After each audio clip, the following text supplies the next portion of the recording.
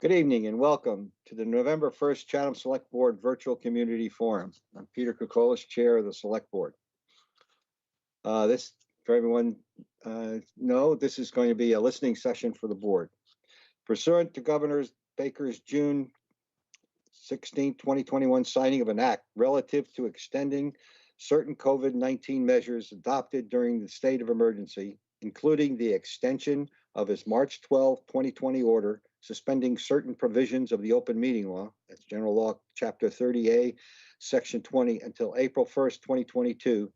This meeting of the Chatham Select Board is being conducted remotely. Every effort will be made to ensure that the public can adequately access the proceedings as provided for in the order. A reminder that persons who would like to listen to this meeting while in progress may do so by calling the phone number 1-508-945-4410. And our conference ID is 733-719-681#. Or join the meeting online via Microsoft Teams through the link in the posted agenda. While this is a live broadcast and simulcast on Channel 18, despite our best efforts, we may not be able to provide for real-time access. We will post a record of this meeting on the town's website as soon as possible. Thank you, everyone. Let me start with a roll call of the board. Jeff Dykins may join us later. He has a conflict. So, Board Member Davis. Present. Board Member, Metters. Present. Board Member Nicastro. Present. And the chair is present, Peter Kokolas. Okay, let's go to the second slide. Just as a reminder, please mute your microphone and turn off your camera until you're called on. Use the raised hand feature to be recognized. I'll read these. I know you can do that, but it will reinforce it. If you're on the phone, please wait for the chair to ask for phone participants to announce their desire to speak. What I will do, probably, we have 5 questions. I'll ask for who wants to be on the phone at that time, and then I'll go back and check again. And if you're on the phone, please press #6 to unmute your phone if necessary. The way this will work is we have five questions. Board will be listening. Shauna will read or paraphrase the questions, and then I'll ask for your inputs, and we're really looking forward to that. So go to the next slide, and Shauna. Good evening. Thank you, everyone, for participating in the forum tonight. The board looked over several sets of existing food truck regulations from other towns and decided that the town of Needham was sort of the best base layer for the Chatham regulations. And Needham is a town that restricts to 200 feet the distance in which a food truck can operate next to a brick and mortar restaurant. So we're looking for some input on whether or not 200 feet seems a reasonable distance, if it should be more further away from brick and mortar restaurants, or if it should be a less distance. And just for examples, we put up 200-foot buffer zone. This is the downtown area. So you can see that would close out pretty much most of Main Street, and it would not be able to operate food trucks in that area. So looking for some input if that's a reasonable distance, too much or too less. Okay, thank you, Shauna. Before I go, I see Dean has his hand up. Peter, I'm not. Thank you, Peter. I'm not seeing any slides. Oh, you're not. I see. I get them. Are others getting? Corey or Shereen? I'm seeing them. I have them, yes. I do have a question when you guys are done, though. Okay. Want to go out and try again, Dean, or is it your video? Let me do that. Don't let me delay the meeting. I'm going to leave and then come back in. Okay, okay, Corey. Just for clarification on the slide that you showed previously about the downtown with the buffer zones, it's also in the packet too. What determined the little red squares is because I noticed, in full disclosure, I mean, I hold two food permits, a common vic and a, limited food liability, for my ice cream shop. And I know there's other ice cream shops in town. So wouldn't we be qualified to go on that as a red icon, just full disclosure? And wouldn't that have to be considered? Or, I mean, what qualifies, restaurant, but I was looking for some clarification on that. Sure, we used the listing of not all common victulars. We did not put in the ice cream shops because we considered the ice cream trucks would not be part of this conversation. Just more food service, sandwiches, meals, that kind of thing. But we can certainly update the map if Okay. you'd like. No, full disclosure, I think clearly participating at the moment because it's such a broad scope of conversation. I'm a downtown merchant, so I want to give my input on it, and I will tread lightly depending on what direction the conversation is going. But I just want to make sure we cover anything that appropriately should be covered to cover all angles in this conversation. So thank you. Okay, Corey, thanks. And you'd be a private citizen at that time. Okay. Do I have anybody on the phone? I don't see anyone, but is there anyone on the phone that would like to ask questions? And I'll take a listing. Okay, hearing none. I'm looking for any. I have, okay, Kristen Mueller. Hi. I just have a question about, my concern with the 200-foot buffer, as I look at this map that is in the packet, is that it essentially wipes out the entire downtown because all of those buffers overlay each other. And there's like one tiny little section halfway down Main Street that somebody might be able to stick a truck on, and that's it. So I guess my take is that the size of Chatham is such that, and Main Street's, size is such that a 200-foot buffer seems to basically eliminate the whole downtown. Okay, thank you. Anyone else? I don't see any. This may go quicker than I thought. Let's see. I see Susan Dim. Yeah, hi. About the buffering zone, both Squire and Mom and Pops have food trucks, and both of them operate their food trucks out of their own locations for various and sundry reasons. One of which is when we have no power, like when the tornado hit, Mom and Pops opened up, and there was a line around the block because it was the only place you could get hot food. So I think that this needs to be addressed. Also, we've used food trucks for the Chatham Merchants Association for Oktoberfest. We use them in the Kate Gould Park parking lot. The Creative Arts Center uses them at the Festival of the Arts. First Night uses them at the Rec Center and various other town locations. And if I understand this correctly, none of this could occur. So you're essentially shutting down our use of food trucks. Yeah, thank you. Yeah, that Shauna mentioned that, and it's, it's just, it was a draft for us. Not even that, it's just an idea. Okay, thank you, Susan. Sure. Shauna, you had your hand up first. You have a comment on this? Or? Sure, I just wanted to note that under the regulations, special events such as First Night, Oktoberfest, all can be handled differently under an existing bylaw, so that we could make the exception for that within the regulations. Okay, thank you. I see Barry. Yeah, I'm just curious whether the red icons include restaurants that are closed, because during Mondays on Main this year, a lot of restaurants were closed. And if they're counted in the 200-foot buffer zone, I don't see that as helpful. So that's my only concern is there's a lot of there may be restaurants on here that are closed during nights that we're going to be using food trucks. Got it. Thank you, Barry. And I see David Oppenheim's on. David, welcome. Okay, did it work? Unmuting? Yes. Okay, good. Well, Shauna answered one question. I think things like Oktoberfest and the first night, all those types of things, the special events. Oktoberfest this year worked really well, and the food trucks were in public parking lot.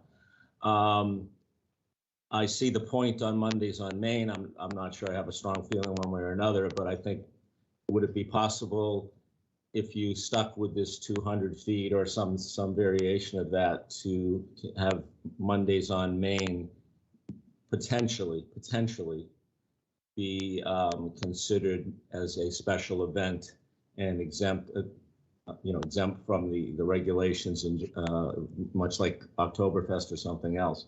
Because I think the concern I know of or heard, and we express is we certainly don't want, I don't think we're interested in having food trucks near our restaurants on a daily basis during the season. But the point about, evenings on Mondays on Main or things like that, those are points to be considered. So I would ask Shauna, and I would assume that basically, depending how these things are finally written, Mondays on Main might be considered an event and be not subject to the regulations, and then you would limit food trucks to the appropriate places as you would for any event. Thank you, David. Shauna's hands up. Shauna.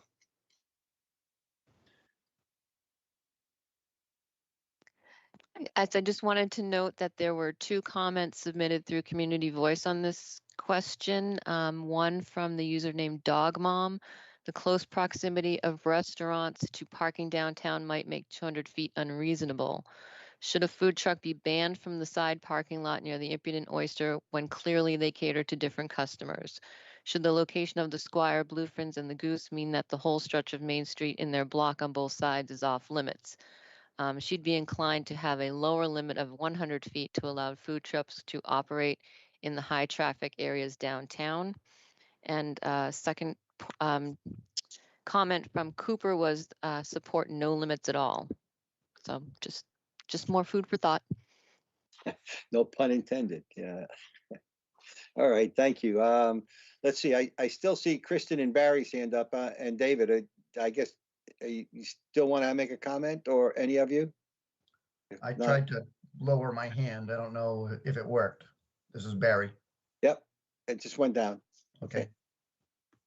And I have Kristen. Okay. And David. Let's see. Well, let me ask.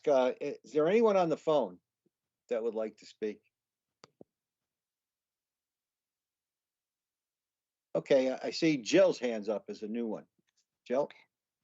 Thank you, Mr. Chairman. So I'm reading emails that come into the community forum email, and I have one that is more general to begin with, but then speaks directly to this issue. It's from Michael and Ann Westgate, and it notes what Chatham lacks is diversity in food offerings. An excellent Mexican restaurant hoping to open in North Chatham did not receive the liquor license it needed. If good ethnic food, for example, Thai or Mexican, or particularly Wakamong food vendors offer to operate trucks in Chatham, we should welcome them. We also would like to see barbecue and other foods not currently offered. Kinds of foods offered should be part of the application process. Food trucks should not be parked in the immediate vicinity of existing restaurants. And again, that's Michael and Ann Westgate. Okay, thanks, Jill. Susan and Kristen, your hands are still up. I'm going to move on unless you want to speak. Yeah, I put mine down. This is Kristen. I don't know why it's still showing up. I'll try again. Oh, you're down. You are. Let's see. I see Jen Falvey.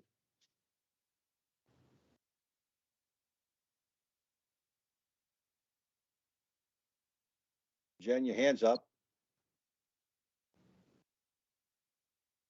And you're muted.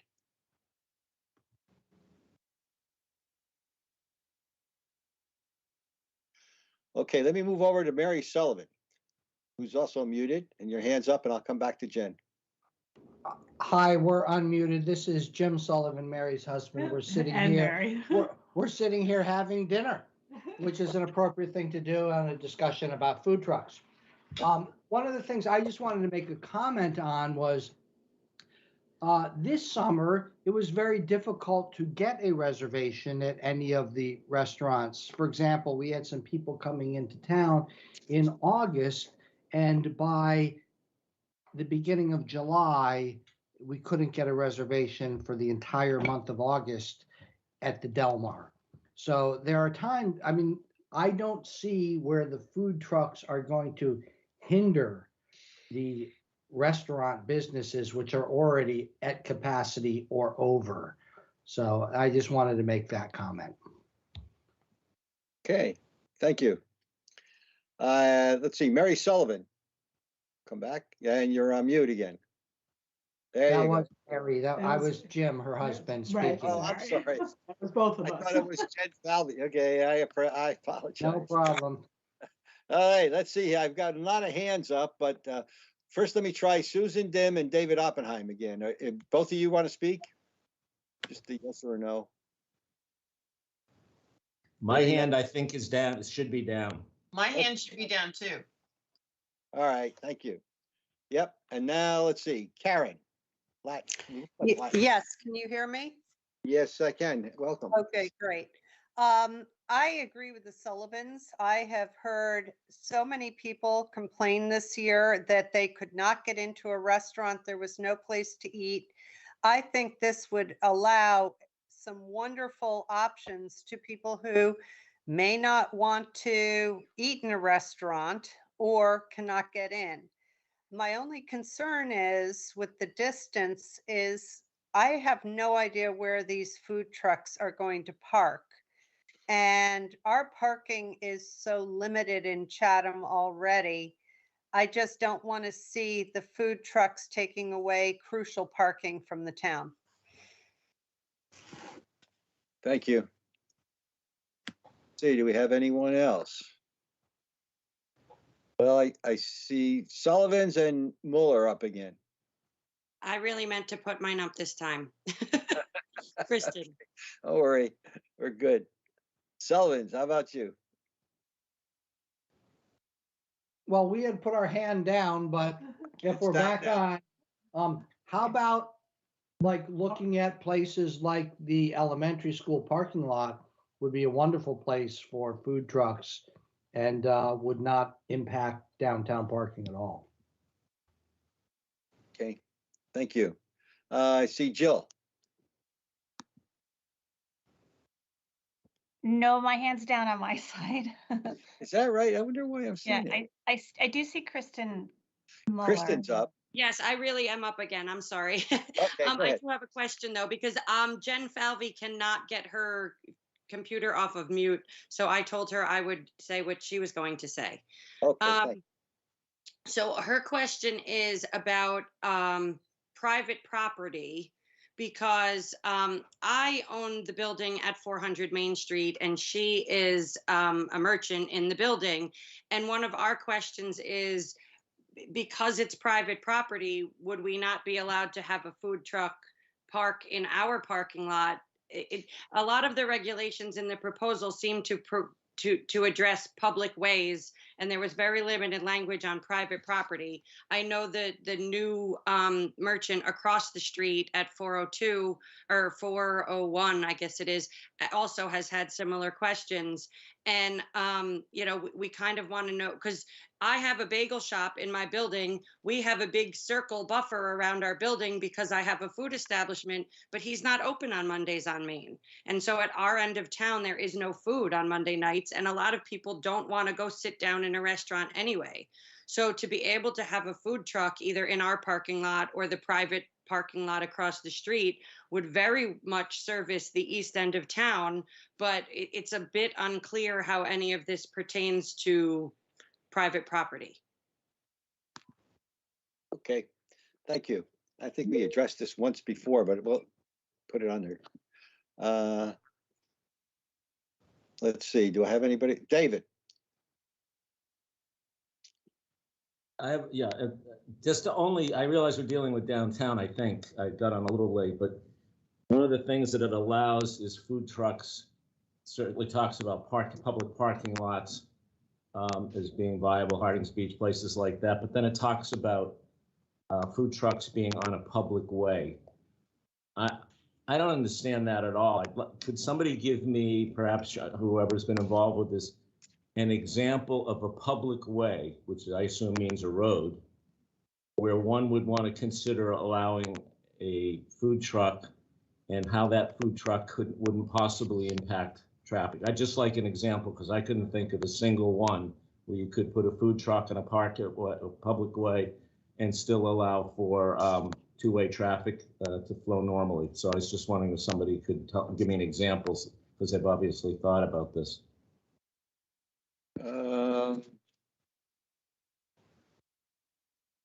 You have anyone? Shauna? Yeah. Sure. That's our next Actually, question. that's a great segue to the next question, if you don't mind. If mobile food vendors should be allowed to operate on public streets, or if they should be limited to parking lots. The most obvious one is if there's not going to be, or if there's going to be a less than 200-foot limit around existing restaurants, then parking along the side of Main Street, you could certainly put a food truck in one of the parking spaces. That would be a public street that may allow for food truck activity, but that's again one of our next question, and we're looking for input on that as well. Okay, let me remind everybody, even though I mentioned your name, would you please say your name when you first come on? Do we have any comments on public ways or public streets? David already made a mention of one comment, asked question anyway. Anyone else? Anyone on the phone? Do we have anyone? I don't see anyone on the phone on my screen, although some people may. Dave, I see David's up, and then Shauna will be next. David? I would generally be opposed to taking up parking spaces on Main Street in Chatham, and using parking spaces, and the fact that if you're putting it in a parking spaces, you still have to get up to the food truck and have it be serviced. It's going to take up, but we have very narrow parking spaces on Main Street.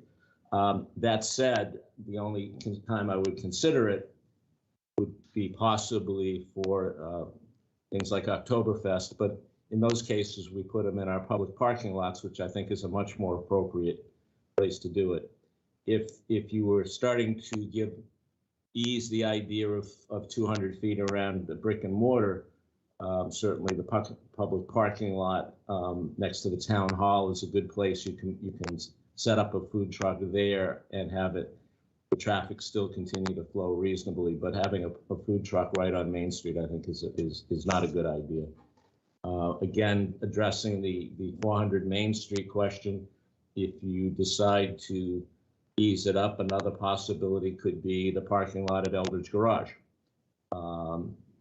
That's going to be a good size. It is a good size parking lot. It's walkable from the properties that we're talking about. It's at that east end of Main Street, and perhaps that would be an appropriate place if you're going to grant it at all.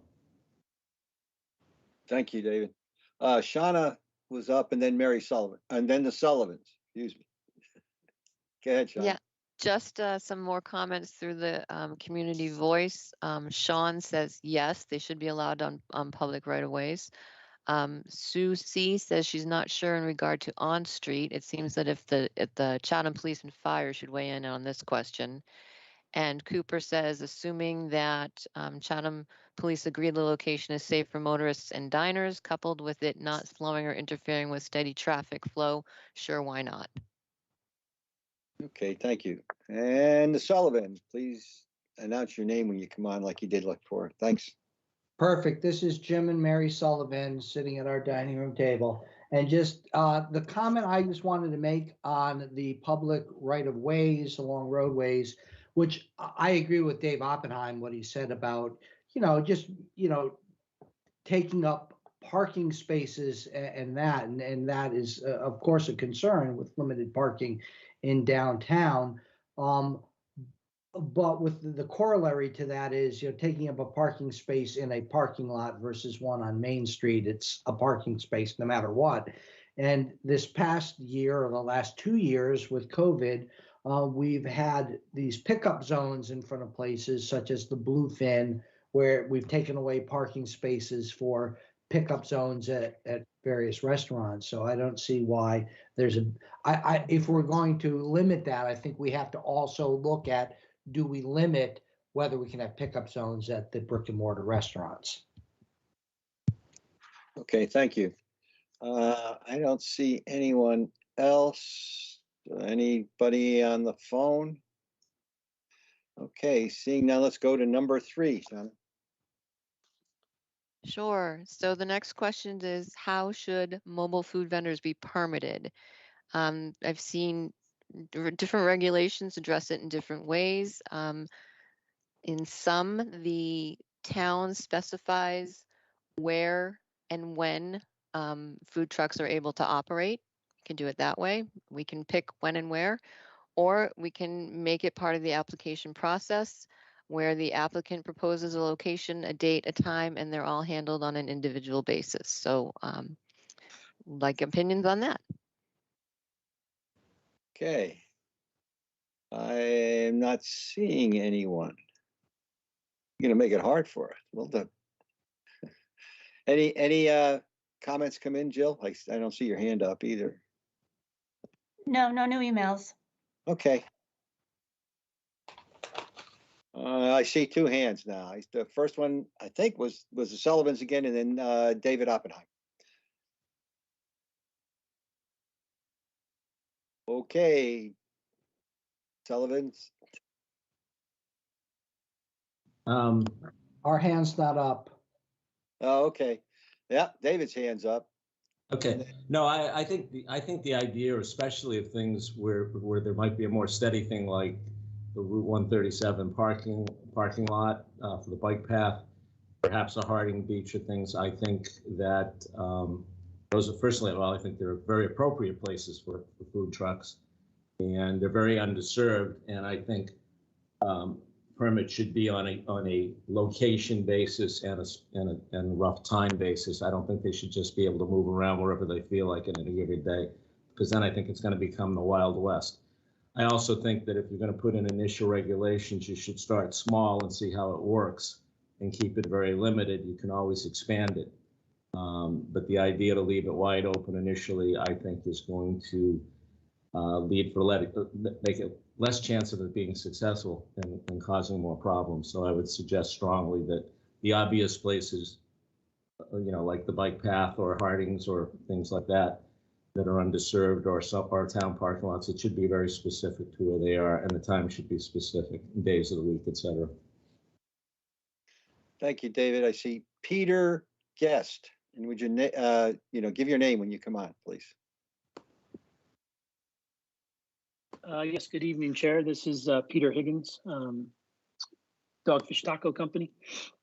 I like the suggestions that Mr. Oppenheim just made with his comments. And I just had a question. I know that there's a few restaurants in town that have their own food trucks. Now, would they be given precedent for any of these permits if they would like to operate their food truck in town before we maybe issue permits to out-of-town food trucks?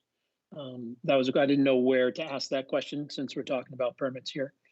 And I think that if someone's going to make the investment to either purchase a food truck or come to town, then yeah, they should be able to say, I want to be Route 137 for 6 days, or that way they can come up with their business plan and make it work. So I kind of agree on that part. Thank you. Thank you very much. That's it. I see Peter saying and David's still up, but we can go on. Any others? Anything from the phone or anything else? Shauna, go ahead. Yeah, a couple more through community voice. Sean says it should be free market, allow them to sell anywhere. And Cooper says the applicant should propose the place. So different opinions coming in. Okay. Thank you. Let's see. Sullivan, you have your hand up again. Yes, we do. Mary and Jim here. I just wanted to echo whoever just said about having the signups is great, but if we're going to have food trucks and these businesses that have to make a business plan, they do need to have know that they're going to be able to be at multiple spots or at a spot in multiple times. So like having somebody say, oh, we want to be at Harding's Beach on Saturdays and Sundays from 8 to 4. It shouldn't be like on a weekly sign up. They should be able to have, an advanced calendar. And the only other thing I'd like to say is like, I agree with the other comment about the free market.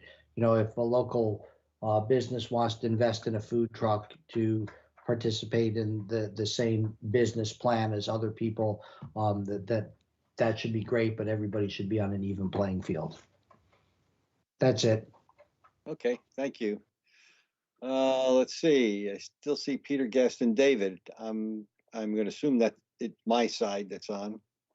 And if I don't hear anything, and nothing from the phones, let's go to number 4. Shauna. Yes, so this question sort of takes into account the number of restaurants that are operated seasonally or closed for some amount of time in the winter. And we're wondering if there should be an incentive, possibly a reduced permit fee or greater flexibility in locations for mobile food vendors to operate in the off season. Okay.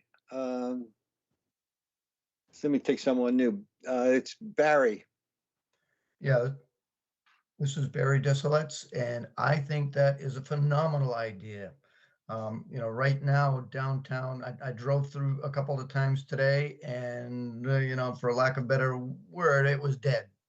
And possibly if there were food trucks scattered around in the off season, that would bring more business to town.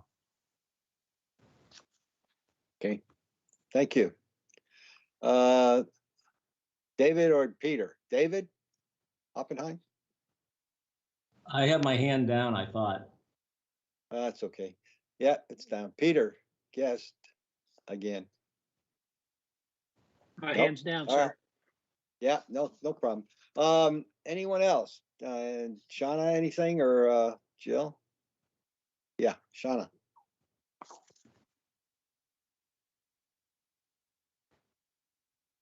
You're on mute, Shauna. Sorry. Not a comment, but someone did leave a thumbs up to vote that there should be some incentive, but didn't suggest what type. Okay. We have any others? No one from the phone? If not, let's go to our last question. And this is the big one that we've gotten the most comments on. Where and or when would you like to see mobile food vendors operate? Suggestions for locations or times of year or times of day that might not be conventional, if you will, or might not be in conflict with some of the restaurants, or maybe there's a location. I thought of one, maybe Volunteer Park during the spring and fall for soccer and little league games, something like that. So just sort of throw out ideas. We'd like to hear them. Hey, Shauna, you want to kick it off with a couple that we received? Sure. Mondays on Main is a big one that people are suggesting. Also, Lighthouse Beach was something that somebody thought maybe early morning or after like around sundown might be a fun time to have that. Let me just get back onto that page. Chatham Anglers Games is something that's been mentioned a few times. Oyster Pond Beach. A lot of people agreeing with those suggestions. There were a few bits of concern expressed. David McElroy does see that there has to be some real effort to provide accessible trash cans wherever these locations are so that waste doesn't become an issue. Few comments that it would be helpful to have food trucks in several locations because restaurants seem to be swamped with hour-long lines, particularly on Mondays on Main, and that people need more options to sit outside and eat. to listen to the bands, and this would be helpful. Again, Harding's Beach, Oyster Pond, and Lighthouse are big suggestions. Something a little bit different was maybe Kate Gould Park in the summer or at Chase Park to spread people out around town. That was from username RST. Let's see. Families need more affordable options, according to Sue C. That there were many restaurants in town that had their weekend reservations booked in June, as was mentioned earlier. Also, anglers, games, farmers market, and other special events. That seems to be the trend. But again, we're looking for any and all suggestions. If there are like discussed a bit earlier, the Route 137 parking lot for the bike path might be an idea. It's town-owned property. Eldridge Garage parking area, also another one that I've heard kicked around. But some of those suggestions to start it off. Okay, thanks a lot, Sean. I see that Peter is back on. Please give your name again. It's Peter Higgins, Dogfish Taco Company. Have you thought about like maybe establishing a food truck court, like the elementary school where you have, multiple food trucks, all different varieties. So, people would kind of make it a destination where they could, drive up and, there's 6 people in the car and they can get 5 different meals from 5 different trucks. If you ever driven down Route 95 in New Haven at exit 46, you've got that parking lot there that some days has 35 food trucks in it from all different styles of food. So I was curious if maybe we could think about that, where we almost kind of like make up a food court of just food trucks. And because you do know that, all these food trucks have to have their own power. They're going to be running generators, or are we going to link them up to landline? I like the idea about, the trash. You got to make sure everyone's responsible for their own rubbish. So just some ideas. Thank you. Thank you. Anyone else? I don't see any on the phone. I think you covered them all, Sean, unless you have something else. There was one, Kathy. She agreed with having food trucks at special events, but worried about the visual impact to our charming town if they were a regular installation. So again, balancing the opinions. Okay, thank you. Anyone else? I don't see anything. With that, let me say we can go to our final slide. And just let me make a comment that, thank you for your participation, especially taking the time tonight. It was nice to hear from the merchants, and that's an input we didn't have too much of before. We appreciate that. Just so you know, next steps will be we'll take a look at everything that's been said here tonight and all the inputs that we have.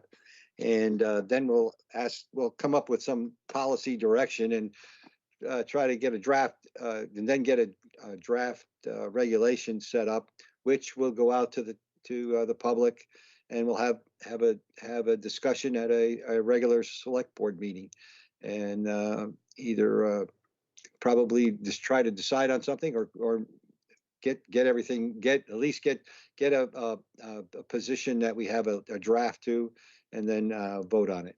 So unless there are any other questions from anyone, seeing none. Mr. Chair, you have one hand still up from Kristen Muller. Really? Oh, there it is. Kristen, I'm sorry. I didn't see that. Hi again. Just one quick question before we depart. I'm just wondering if anybody on the select board or anybody involved with the original draft proposal might be able to clarify the question I asked earlier about the situation on private property. Like at this point, if I wanted to invite a food truck onto my property on Mondays on Main, am I even allowed to now, or do I have to wait for whatever sorts of regulations come out of this process?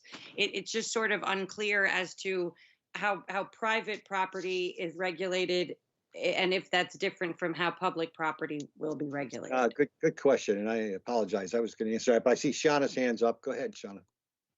Hi, yes. Currently, under existing bylaws, there is a 200-foot on either side of Main Street from the Rotary to Mulford House Ways, where any outdoor sale of goods is prohibited except with permission of the Board of Selectmen.